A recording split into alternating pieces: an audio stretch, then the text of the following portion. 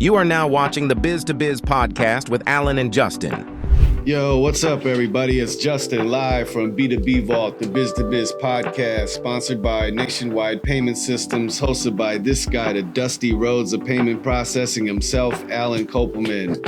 And in today's podcast, we'll be talking about why people fail at sales. It's a good question. Came up. Shout out to Sean for coming up with some good ideas for the pod. So, what's up, bro? Yeah, it was a busy day yesterday, my birthday. Yes, I happy got this birthday. crazy shirt, the man, the legend, from my son, and a Miami Heat hat. Nice. So I figure I'll wear it on the pod.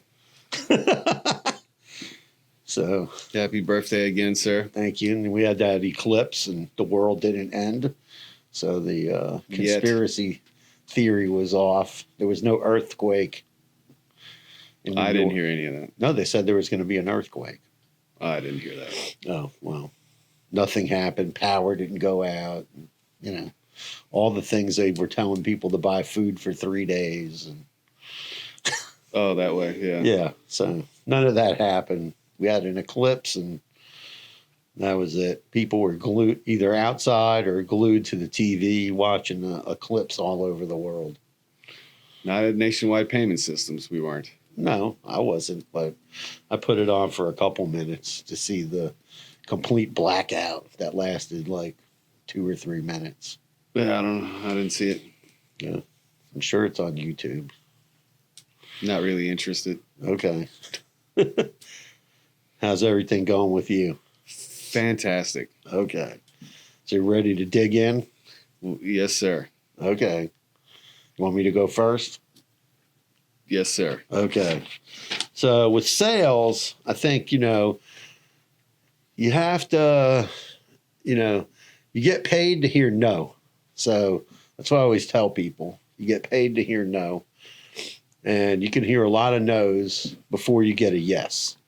So you have to kind of condition yourself that you're prepared to hear a lot of no's from people, no matter what you're selling. And I think that, that's one thing.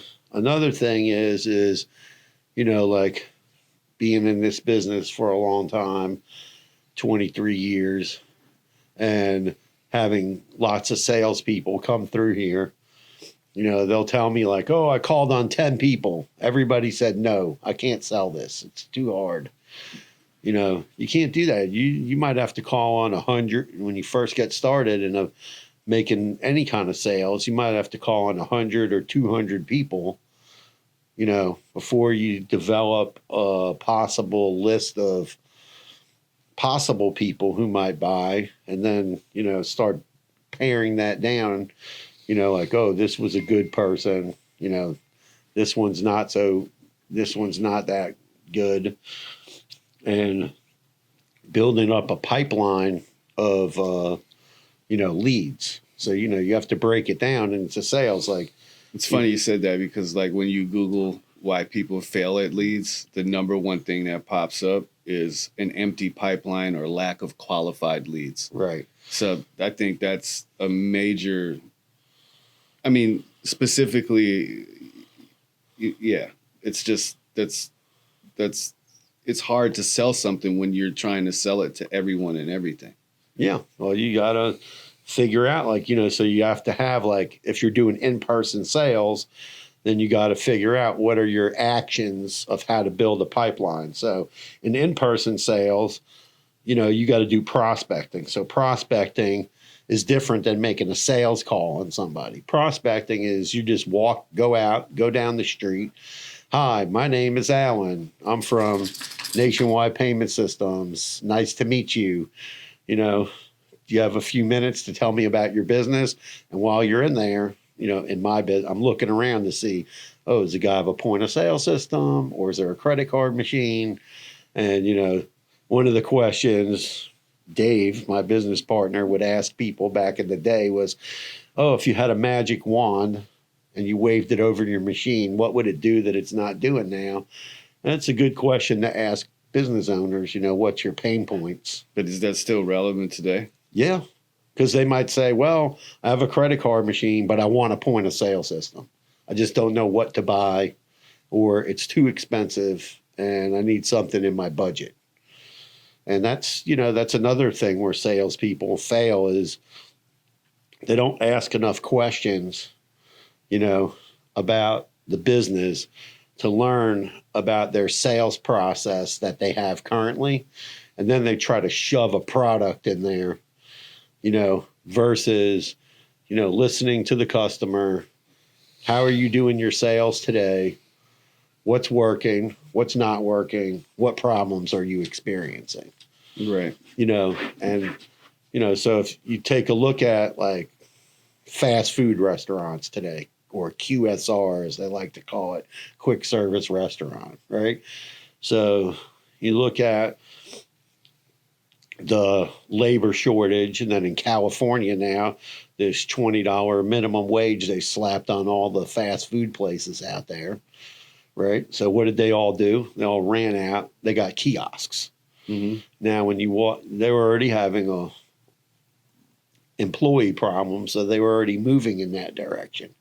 But now everybody's moving in that direction. I mean, you see it around here. You walk in some of the places, and they have 2-3 kiosks sitting there, and there's not even a cashier anymore.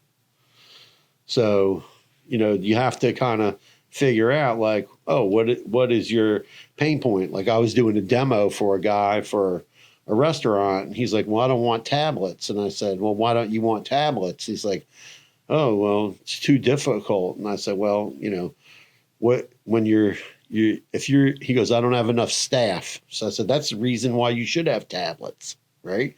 As I said, let's say the waitress comes over to the table and she's holding the tablet, and the customer says, oh, you ready to pay?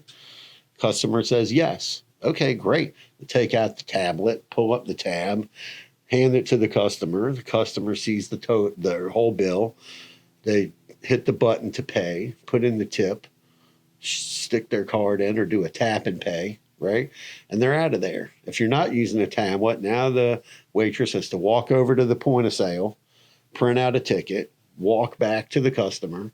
Customer writes down the tip, gets the credit card, walks back to the point of sale, puts in the credit card, runs it, brings it back to the person, right? Because maybe they didn't put the tip in. Then they have to write the tip down, give it back to them, then pick that up, go back over to the point of sale and put the tip in.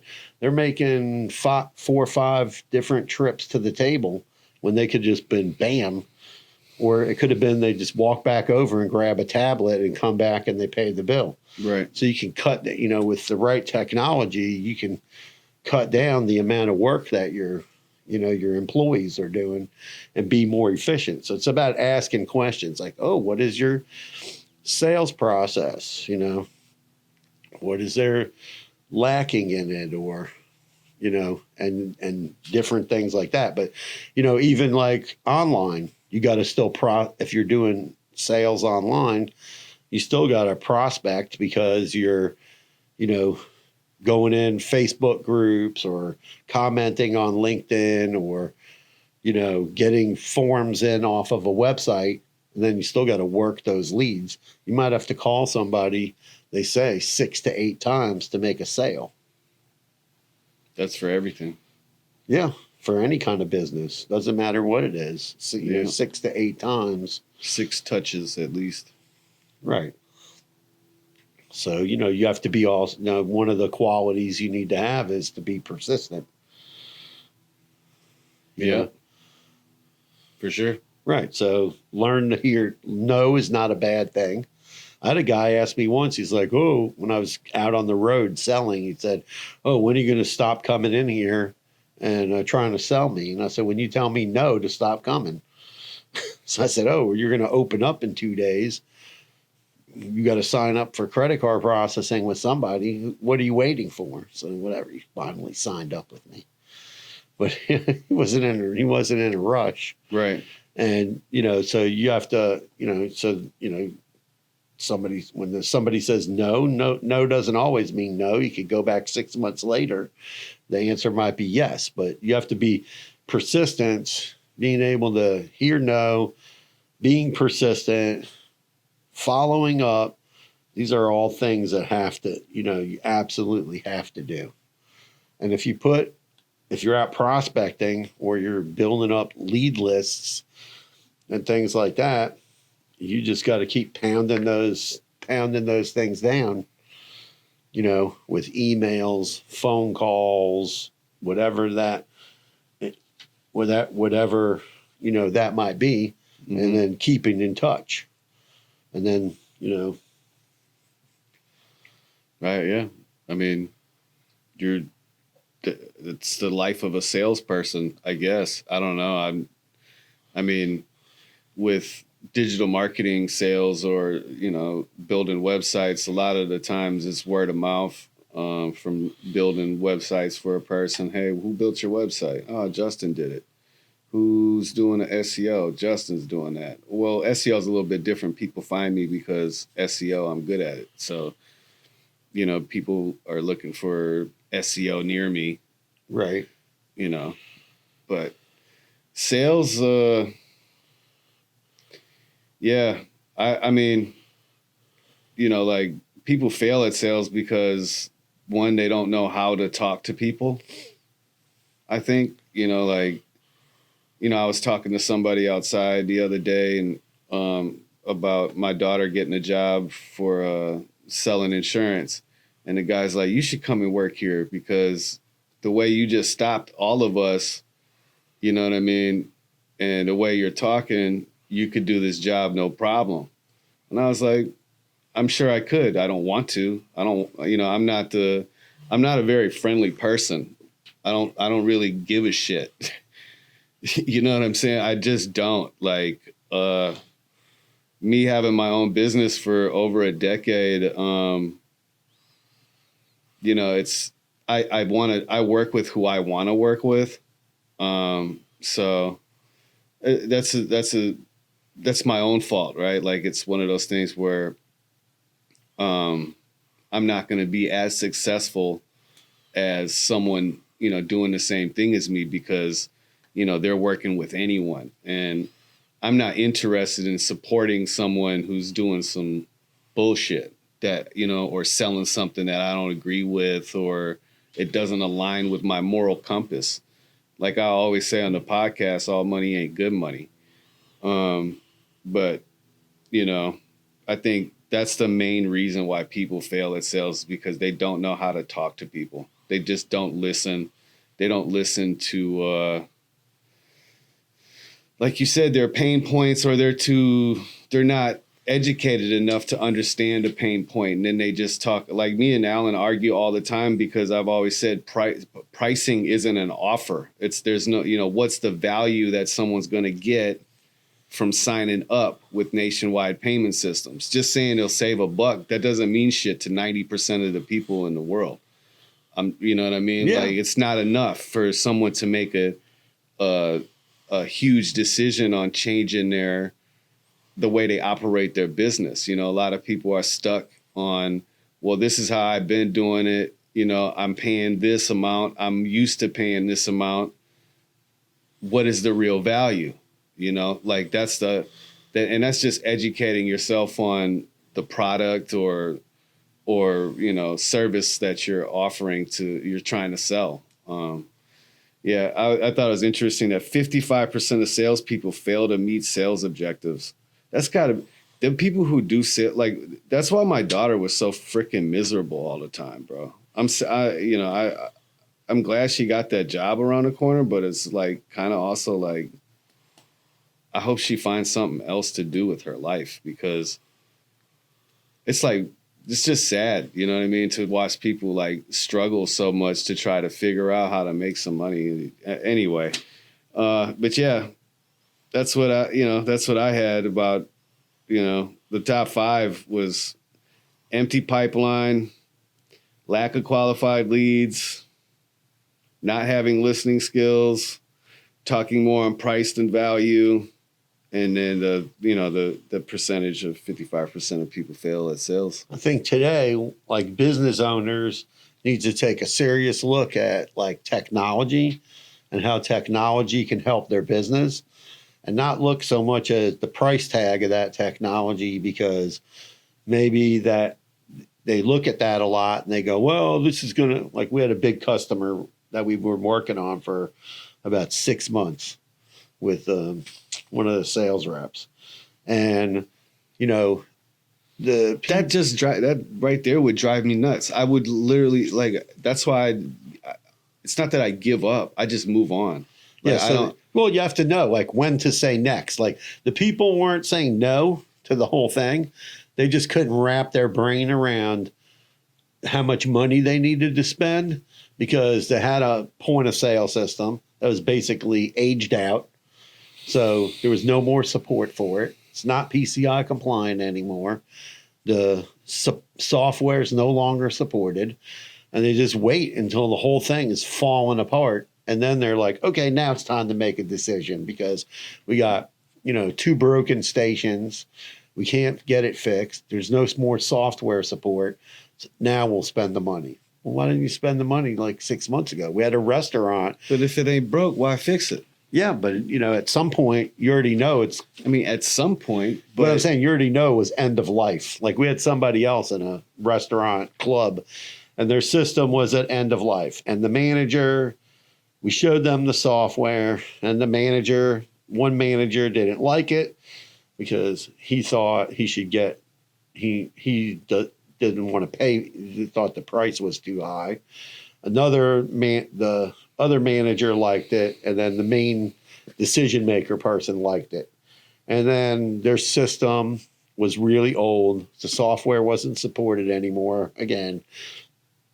And then stuff started breaking, and they didn't, you can't get any more replacement parts because it's not available. Right. Unless you're going to go search on eBay or something and find stuff, and then you're just throwing a Band-Aid on it. And then they finally decided, like, okay, we want to do this. Hey, how fast can we get it done? And we were able to complete the project in about 17 days, which was, super fast considering it's usually a 30-day process. But I think that, if you're asking the right questions, and the business owner really starts to look at things like, oh, should the wait staff be making 5-6 trips to the table every time somebody pays, or they could just be making 1 or 2 with a tablet? And then how much faster can you, if you're doing that, how much more efficient can that person be? Because now they can spend that time that they were doing walking back and forth, waiting on a customer versus just doing action. Right. And I think businesses need to look at that, because it's just super, super important, just like kiosks, right? I mean, if you have a quick service restaurant, or let's say you do takeout, right? Do you have to, I was at a restaurant the other day, and people were going there and they were trying to get takeout, and all the employees are busy. Then they got to call over one of the wait staff or a manager. They could have had a kiosk. The person could have went up to the kiosk, boom, boom, boom, boom, boom, put everything in. And there used to be like $5 or $10 grand. Now you can get a kiosk for, like, if you're using our point of sale, it's just another terminal. So it's very, very affordable, right? But still, they're not very expensive now. And it takes the payment and everything. The order goes to the kitchen, boom, boom, and you're done. So, businesses need to start thinking about this automation, because as the bigger companies like the McDonald's and Wendy's and put it out there, or you see kiosks and other types of businesses like Target. I saw a kiosk in Target the other day for something. I don't know what it was for. You could order something off of the kiosk, right? The more and more you see this stuff, or ordering off your phone, right? Then people are gonna get used to that and expect that, even in a small to medium-sized company. Right. So kiosks are popping up everywhere. I mean, it's a given. People better start learning to do something. Yeah. That's all I know. Learn some new skills. I mean, it was funny. I was reading. Go be a carpenter. That's what I wish I would have did. I really do. There's some, not that I regret doing what I'm doing, but You know, I wish I would have learned. I would have took my, you know, my uncle. He's a carpenter, like a real carpenter, and like he can make anything. And I'm at the age where I wouldn't mind making myself like a kitchen table or a new bookshelf. I can make a bookshelf. That's simple. What's something that's a little bit more like a chair? Okay, a chair. That would be complicated. No, they're not easy to make. Right. You know, that type of stuff. I kind of wish I would have listened to him and went on a few more road trips with him. Shout out to Uncle Randy. He's doing well. He sent me a picture. I'm thinking of him because he's struggling with MS, and he sent me a picture this morning. He went and caught some fish, so he's doing okay. So, all right. Well, prayers for him. He's doing great. I had sent a video to Sean the other day. Was the guy Dirty Jobs, Mike Rowe? Yeah, and he was saying that, you know, in the current environment, people are getting older, right? So every 5 guys in the trades that retire, only 2 people are replacing those 5 people. And that's been happening for the last 5-10 years. I definitely believe it. And there's a serious shortage. All the kids want to be a basketball player, a football player, a rapper, or a barber. Or a barber. What about rap? They want to be rappers. Music. Yeah. I mean, but music is kind of easier now to get paid from. Like when I was doing music, when I was a teenager, we didn't have the social media, you know, and right now it's like direct to consumer. So if you got something that's catchy and maybe some merch to go behind it, it's actually not a bad idea. Okay. Yeah, I mean, yeah. If you're popular in high school and there's 5,000, whatever, I don't know how many kids are in high school now. There's not like it used to be, you know, there's 1,000 kids in your school. Well, let's say 2,000, and you got a fan base of 500 of those people. And they're, you know, most likely, most of them have enough money to buy a t-shirt.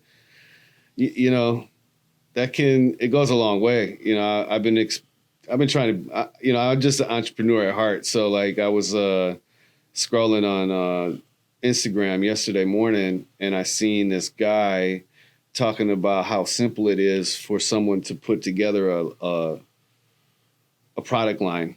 I don't want to say which one because I sent it to my daughter, and I think she's going to actually go through with it. But it just makes sense, you know, to sell. If you have that, you know. I guess for me, it's like the gift of gab, right? I come from the land of pimps. So like my mama sold suits to pimps. So like I grew up around pimps, like literally. This has been on my mind a lot lately.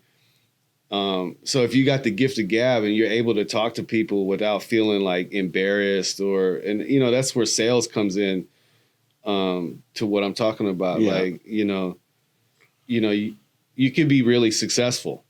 Like you really could. Like I'm sure if I really wanted to, and I found something that I, you know, like was, oh my God, you know what I mean, was passionate behind.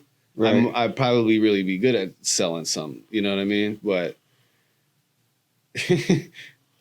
my point is like, you know, if you're in high school or something like that, and you see something that's popular, and you know you're popular as well, right? Take advantage of that for sure, because you could be putting yourself through college off selling, you know, something as simple as a hat or a t-shirt or whatever. You know, there's a lot of products that are popping. You know, people like nowadays cell phone cases, for instance. You know, customized. I don't know. You know what I mean? There's people selling stuff everywhere on Etsy, on Shopify. You can make T-shirt designs and have it, you know, fulfilled by a third party, and you don't have to carry inventory. And you don't need a physical location for any of this stuff. You could do pop-ups at, you know, like those little, what are they called? Markets. What what are they called? Pop-up. Just Yeah, pop-up like at a events. farmer's market or a craft fair or an art fair. Right. Those And types even of things. and even like I drove past a couple of shopping centers recently, and they were looking for pop-up vendors for the shopping center. Like they were going to take one open space that they had and let people put small pop-up shops in there Yeah, that's a on the weekends. big thing right now. Yeah, for sure. because a lot of shopping centers have empty spaces. So Yeah. rather than leave the space empty, they'll let 2, 3, 4 people go in there and put in a pop-up shop, and then they'll there's advertise it. there's this organization in Fort Lauderdale called Zero Empty Spaces. It's aimed for artists, but they do the same thing. Like they find vacant stalls or whatever, storefronts, Right. and they pro- ask artists to come in there and sell their art. It would probably be pretty good business to do pop-up stores, be a vendor and say, oh, you want to have a pop-up store?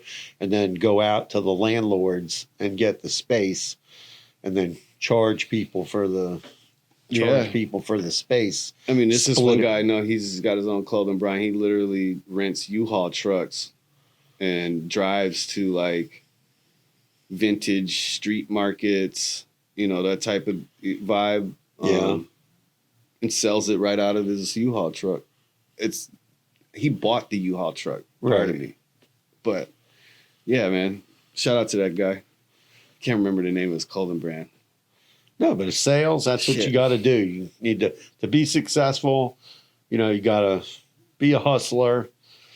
Like Justin said, you got to learn to listen, learn to listen. It's okay to hear no. You got to prospect. You got to make sales calls. You got to do follow-ups.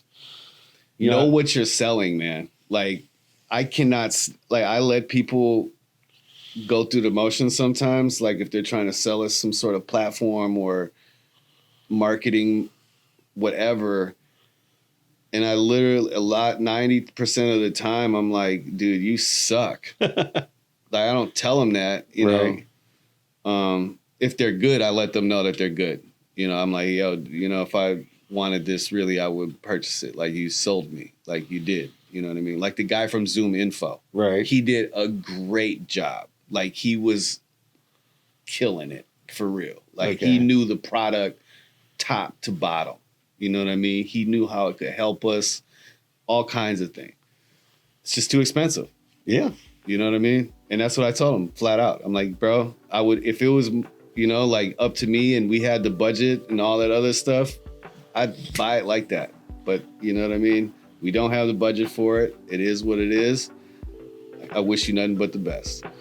Yeah, that's one thing I don't like is when even people come to me now with products and they want us to have it all the money up front. Like, oh, it's $3,000 for the year or $10,000 for the year. I'm like, the credit card. That's not the sales guy's fault. But No, I know that's not the sales guy's fault. I'm just saying like that type of thing for products that's super, super hard to sell. Anyway, man, if you got any tips for salespeople, please let us know. We'd love to hear from you. If you're like the top number 1% of sales in your company, get at us. Let's chop it up, man. That's today's podcast. Follow us on B2B Vault on YouTube. Smash that subscribe button for us. Peace. Peace out. Carpe diem.